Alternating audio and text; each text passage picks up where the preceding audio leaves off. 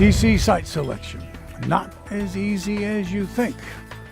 Well, Tim Feemster is here to speak with us about that today. Tim is managing principal of Foremost Quality Logistics.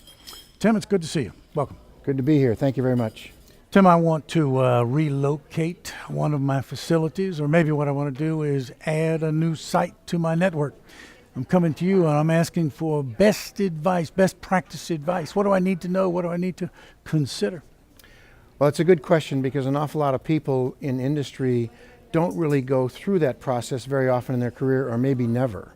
And I've been involved with probably over 100 of those kind of site selection decisions and relocations. So inside the organization, the first thing I would say is you need to have top management approval, because if you don't have top management approval to the effort, it's a big deal, then you're probably not going to get very far and you're not going to be very successful. Because you could get all the way up and present something to the board and the board would say, why are we doing this, right?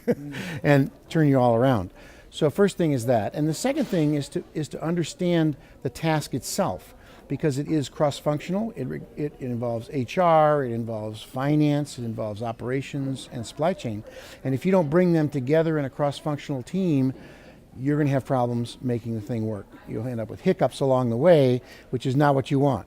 You want the project to come up on time, under budget, and a smooth startup with no mistakes.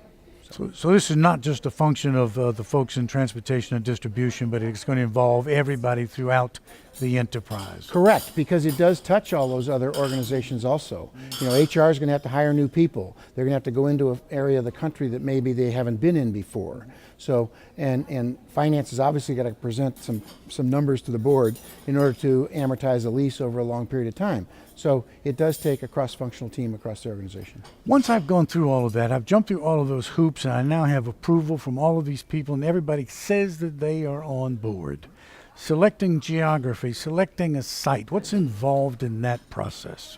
Well, typically the first part of that process is for your supply chain group to do some transportation modeling, because transportation is over 60% of the cost of the supply chain. And if you don't get transportation right, you're not gonna have a low-cost solution. So they tend to zero in on a geography, and then that's the first step. And once they have a geography, then you can potentially engage a site selection consultant or have somebody in your real estate department within your company kind of master the project, right? To then delve into other elements. But typically is done with a transportation study first. Narrowing down the candidates, if you will, in the site selection process must be a number of criteria, perhaps a laundry list of criteria that we need to consider, that we need to check off. What would they be? Well, as I said before, I first would start with transportation, because that's typically over 60% of the cost of the supply chain. In the commercial real estate business, the old adage used to be location, location, location. Everybody's heard that comment, right? Mm-hmm. Richard Allen from the Allen Group has kind of coined a new phrase that I like to use, and that is logistics cost, labor, and love. Mm-hmm. And so what that means is the transportation logistics costs are the most important element, as I just mentioned. Then comes labor, which is about 20% of the cost of the supply chain. Not insignificant. Not insignificant. And then the love would be the community that you're moving into. Are they ready to embrace industrial commercial development? Because we've had a bad image over the years in that we, low income, low wages, and we're noisy and, that sort of thing. But if you can't run the operation 24/7 like you typically would have to do, it doesn't matter how cheap the building is or how free the land is or how the tax abatements are. You can't run your business the way you need to, and so you have to go somewhere else. I'm not feeling the love. That's right. One of the things that is really top of mind for folks in supply chain management these days is risk management, right? Managing the risk, and of course there's any number of things. I mean, there might be tsunamis, and there might be these disasters that have taken place in Thailand and Bangladesh, et cetera, or labor strife, or ports being closed down for one reason or another, whatever there might be. But I don't know that we gave a whole lot of thought to risk management in the site selection process. How should that factor into our considering if we're going to add a new site or move an existing facility? How does risk management factor into that? Well, because our supply chains are so long today, there's more opportunity for an interruption to take place. And like you said, that could be at a origin point across the ocean, it could be on the ocean, it could be at a domestic port, intermodal train, or whatever. So risk management within an organization will typically look at that supply chain and say, how does this match up so I can mitigate that risk? But you also have other elements like hurricanes or like earthquakes or tornado alleys where people don't want their supply chain interrupted for much shorter periods of time typically in those events. So they look at those things. So maybe you don't locate on a border like a Houston or like a Savannah. Maybe you locate inland, maybe a couple hundred miles or whatever, right? So that you minimize that potential interruption.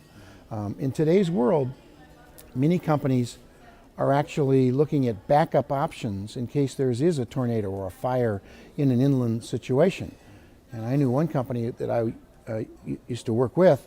We had a 400,000 square foot building on standby with them, and actually had fiber hooked up to the building, and it was an empty building. But the landlord who owned the building allowed us to hook up the fiber and have that on standby. Well, if they leased that building, we would go to another building from that landlord, another 400,000 square footer, and spend the money. The client would spend the money to hook the fiber up so that they could be ready in 3 to 4 weeks in case they had a shutdown. Not a lot of companies have done that, but an awful lot of companies have reassessed their risk in their new networks or in their networks, especially around inventory control. Because when the tsunami happened and when the floods in Thailand happened, what happened was small little parts became unavailable to make electronic items. And so that affects the just-in-time inventory concept that we usually like to have, minimizing it. So now you have to make the decision, do I carry 4 weeks or 6 weeks or 8 weeks of an inventory of an item in order to have uninterrupted production because of those potential disasters that could happen? Sure. You know, in talking to you earlier, you mentioned what you refer to as watch-outs. Watch-outs. What are the important watch-outs that you absolutely need to avoid? Well, you need to avoid surprises like I mentioned. So you need to make sure that your senior management's on board, as I mentioned. And you need to make sure that you've got a committed organization in your place, that they've committed the resources to actually get the project done, because there's a lot of work to this. As I said, HR, finance, operations, and supply chain all have to work together, and they have to commit the resources to make it happen. Because if they don't commit the resources, you're going to have a hard time meeting the timelines that you need, because data has to be returned. Data has to come back from economic development people, has to come back from real estate brokers about properties. And if somebody isn't managing that process through a good project management process, then you're going to have somebody that's going to fall behind and you're not going to execute on time. Most companies, when they do these kinds of programs, it's a board level decision to make them happen because there's significant dollars involved. And they're also expecting profitability to ensue based on either manufacturing stuff or distributing stuff to new markets. Well, if that doesn't happen, the board gets involved, and so you don't want any surprises. Communication is one of the most important watch-outs, is to make sure that you communicate upwards in the organization and across the organization at the same time every week through the process to make sure everybody's on board of what it is. No communication breakdown for sure. Final thoughts, Tim? Well, I think, again, to a lot of people in organizations, this is something they haven't done.